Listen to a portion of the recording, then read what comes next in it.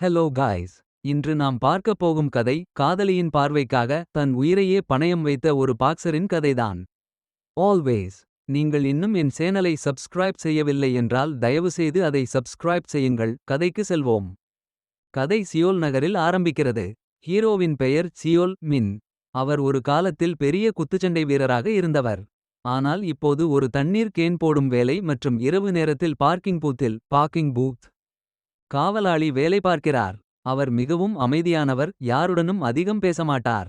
ஒரு மழை பெய்யும் இரவில் அவர் அந்த சிறிய பூத்தில் உட்கார்ந்து டிவி பார்த்துக் கொண்டிருக்கிறார். அப்போது திடீரென்று ஒரு அழகான பெண் அந்த பூத்துக்குள் நுழைகிறாள். அவள் பெயர் ஜான்வா. அவள் கையில் சில தின்பண்டங்களை வைத்துக்கொண்டு அந்த பூத்தில் இருக்கும் முதியவரிடம் பேச ஆரம்பிக்கிறாள், அதாவது அவர் ஹீரோவுக்கு முன் வேலை பார்த்தவர்.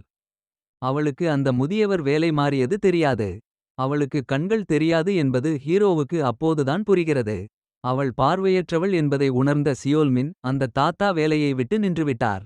நான் தான் புதிதாக வந்திருக்கிறேன் என்று சொல்கிறார். அவள் அதிர்ச்சியாகி மன்னிப்பு கேட்டுவிட்டு போகிறாள். ஆனால் மழை பெய்வதால் சியோல்மின் அவளை உட்காரச் சொல்கிறார். இருவரும் அமைதியாக அந்த சிறிய அறையில் மழையை ரசிக்கிறார்கள். அடுத்த நாள் இரவும் ஜான்வா அந்த பூத்துக்கு வருகிறாள். அவளுக்கு தினமும் இரவு அந்த பூத்தில் உட்கார்ந்து டிவி நாடகம் டிராமா பார்க்கும் வழக்கம் இருக்கிறது. அவளுக்கு கண் தெரியாது என்பதால் சியோல்மின் டிவியில் நடக்கும் காட்சிகளை அவளுக்கு விவரித்து சொல்கிறார். இப்போது ஹீரோ அழுகிறான், இப்போது வில்லன் வருகிறான் என்று அவர் வர்ணனை செய்வதை கேட்டு ஜான்வா சிரிக்கிறாள். சியோல்மின் இதுவரை யாரையும் இப்படி பார்த்து பேசியதில்லை. அவளுடைய சிரிப்பும் வெகுளித்தனமான பேச்சும் அவருக்கு பிடித்து போகிறது. அவள் ஒரு டெலிமார்க்கெட்டிங் ஃபோன் கஸ்டமர் கேர் வேலையில் இருக்கிறாள். அவளுடைய முதலாளி அவளை திட்டுவது அவளுக்கு தினமும் நடக்கும் ஒரு விஷயம். இருந்தாலும் அவள் எப்போதுமே முகத்தில் சிரிப்பை வைத்திருப்பாள். இந்த நட்பு மெல்ல மெல்ல வளர ஆரம்பிக்கிறது. ஒரு நாள் அவள் வீட்டுக்கு போகும்போது இருட்டில் தடுமாறுகிறாள். சியோல்மின் அவளை பத்திரமாக அவள் வீடு வரை கூட்டிச் சென்று விடுகிறார். இருவரும் நெருங்கிய நண்பர்களாக மாறுகிறார்கள். ஒரு நாள் ஜான்வா சியோல்மின்னிற்கு நன்றி சொல்வதற்காக ஒரு இசை நிகழ்ச்சிக்கான டிக்கெட்டுகளை வாங்கிக் கொண்டு வருகிறாள். நாம் இருவரும் போகலாம் என்று அழைக்கிறாள். சியோல்மினுக்கு என்ன உடை அணிவது என்று தெரியவில்லை. பல வருடங்களுக்குப் பிறகு அவர் தலைவாரிக் கொண்டு ஒரு கோட் ஷூட் போட்டுக்கொண்டு செல்கிறார். ஆனால் அவருக்குள் ஒரு தாழ்வு மனப்பான்மை இருக்கிறது. இசை நிகழ்ச்சி முடிந்ததும் அவர்கள் சாப்பிட ஒரு ஹோட்டலுக்குச் செல்கிறார்கள். அங்கே இருக்கும் மக்கள் சியோல்மின்னின் முரட்டுத்தனமான முகத்தையும் பழைய ஆடைகளையும் பார்த்து விசித்திரமாக பார்க்கிறார்கள். இது சியோல்மினுக்கு சங்கடமாக இருக்கிறது. ஆனால் ஜான்வா மக்கள் என்னை பார்க்கிறார்களா என்று கேட்கிறாள். சியோல்மின் இல்லை, நீ அழகாக இருக்கிறாய், அதனால் பார்க்கிறார்கள் என்று உண்மையை மறைத்து சொல்கிறார். அப்போது சியோல்மின் தான் ஒரு காலத்தில் பாக்சராக இருந்ததையும் சில தவறுகளால் சிறைக்குச் சென்றதையும் மேலோட்டமாகச் சொல்கிறார். ஒரு நாள் ஜான்வா வேலையில் இருக்கும்போது அவளுடைய மேனேஜர் அவளிடம் தவறாக நடக்க முயற்சிக்கிறான். உனக்கு பதவி உயர்வு தருகிறேன் என்று சொல்லி அவளை தன் வீட்டுக்கு வரச் சொல்கிறான். ஜான்வா மறுக்கிறாள். அன்று இரவு அந்த மேனேஜர் குடித்துவிட்டு ஜான்வாவின் வீட்டுக்கே வந்து கதவை தட்டுகிறான். ஜான்வா பயந்து போய் உள்ளே நடுங்கிக் கொண்டிருக்கிறாள். இந்த விஷயம் எப்படியோ சியோல்மினுக்கு தெரிய வருகிறது. அவர் உடனே ஓடி வருகிறார். அங்கே அந்த மேனேஜர் ஜான்வாவை கட்டாயப்படுத்திக் கொண்டிருப்பதை பார்க்கிறார். சியோல்மினுக்கு கோபம் தலைக்கேறுகிறது. அவர் அந்த மேனேஜரை அடித்து துவம்சம் செய்கிறார்.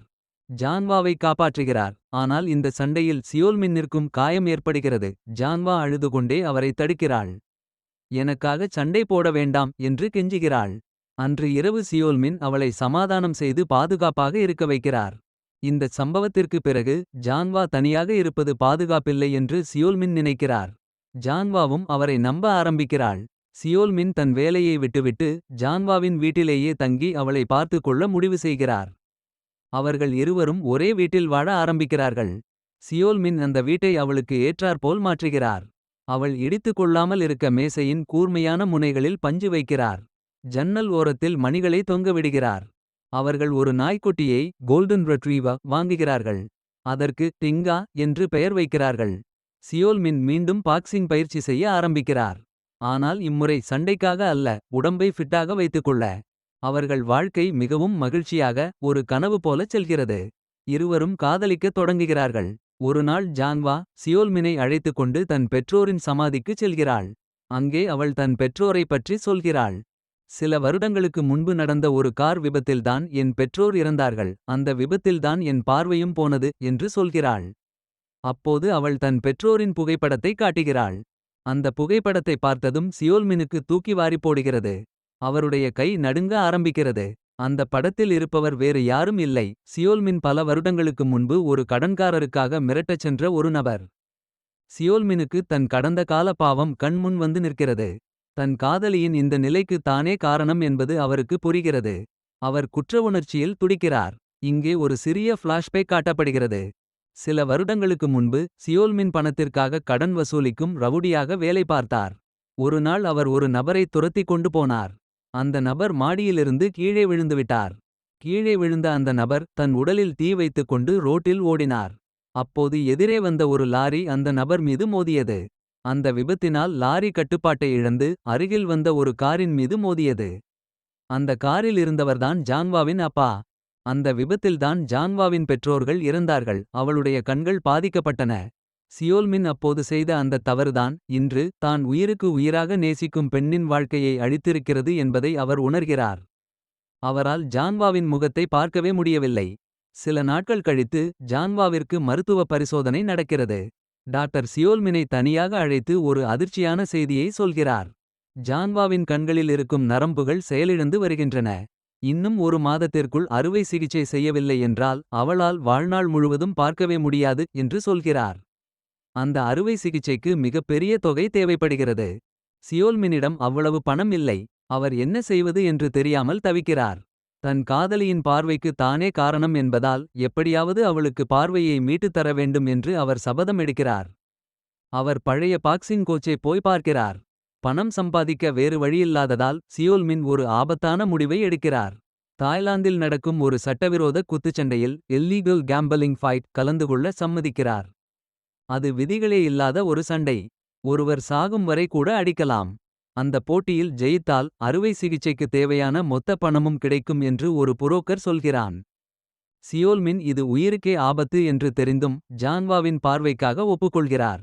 அவர் வீட்டுக்கு வந்து ஜான்வாவிடம் எனக்கு ஒரு வெளிநாட்டு வேலை கிடைத்திருக்கிறது, நிறைய பணம் கிடைக்கும், நான் போய் வருகிறேன் என்று பொய் சொல்கிறார். ஜான்வா அதை நம்பி சந்தோஷப்படுகிறாள். சியோல்மின் கிளம்பும் நாள் வருகிறது.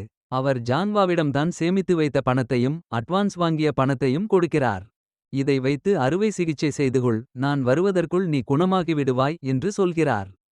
ஜான்வா அவரிடம் சீக்கிரம் வந்துவிடுங்கள் என்று சொல்லி வழியனுப்புகிறாள். சியோல்மின் அவளை கட்டிப்பிடித்து அழுகிறார். ஆனால் அவளுக்கு தெரியாமல் கண்ணீரை துடைத்துக் கொள்கிறார். தாய்லாந்து சென்றதும் சண்டை ஆரம்பிக்கிறது. அது மிகவும் கொடூரமான சண்டை.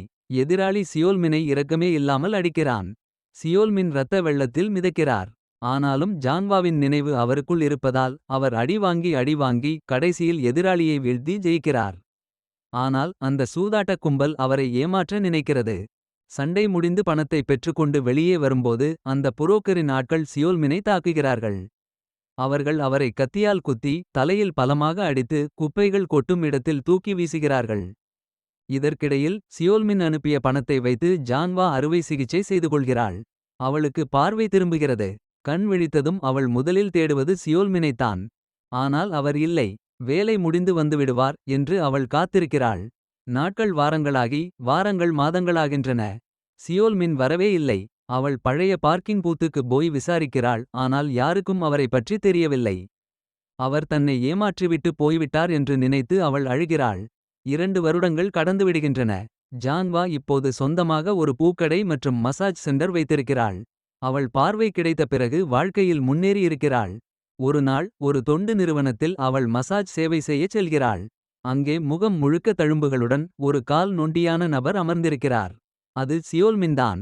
அவர் உயிர் பிழைத்து விட்டார். ஆனால் அவருக்கு பேச்சு வராது, முகமும் மாறிவிட்டது. ஜான்வா அவருக்கு மசாஜ் செய்கிறாள். ஆனால் அவளால் அவரை அடையாளம் கண்டுபிடிக்க முடியவில்லை, ஏனென்றால் அவள் அவரை பார்த்ததே இல்லை. சியோல்மினுக்கு அவளை பார்த்ததும் அழுகை வருகிறது. ஆனால் அவர் தன்னை வெளிப்படுத்திக் கொள்ளாமல் அமைதியாக இருக்கிறார். தான் இப்போது இருக்கும் கோலத்தை பார்த்து அவள் பயந்து விடுவாளோ அல்லது வருத்தப்படுவாளோ என்று நினைத்து அவர் விலகிச் செல்கிறார். சியோல்மின் அவளுடைய பூக்கடைக்குச் சென்று தூரத்திலிருந்து அவளை பார்க்கிறார். பிறகு அவளுடைய கடைக்குச் சென்று ஒரு சிறிய செடியை வாங்குகிறார். எதுவும் பேசாமல் பணத்தை கொடுத்துவிட்டு வெளியேறுகிறார். அப்போது ஜான்வா வளர்க்கும் நாய் டிங்கா சியோல்மினை பார்த்ததும் குரைக்க ஆரம்பிக்கிறது. அது ஓடிப்போய் அவர் மீது தாவுகிறது. ஜான்வா நாயை தடுக்க வருகிறாள். அப்போது சியோல்மின் வாங்கிய அந்த தொட்டியில் அவர்கள் முன்பு வளர்த்த ஒரு ஆமை டர்ட்டில் இருப்பதை பார்க்கிறாள். அப்போதுதான் அவளுக்கு பொறி தட்டுகிறது. அது சியோல்மின்தான் என்று அவளுக்கு புரிகிறது. அவள் சியோல்மின் சியோல்மின் என்று கத்திக்கொண்டே தெருவில் ஓடுகிறாள். சியோல்மின் நொண்டிக்கொண்டே கூட்டத்தில் மறைய பார்க்கிறார்.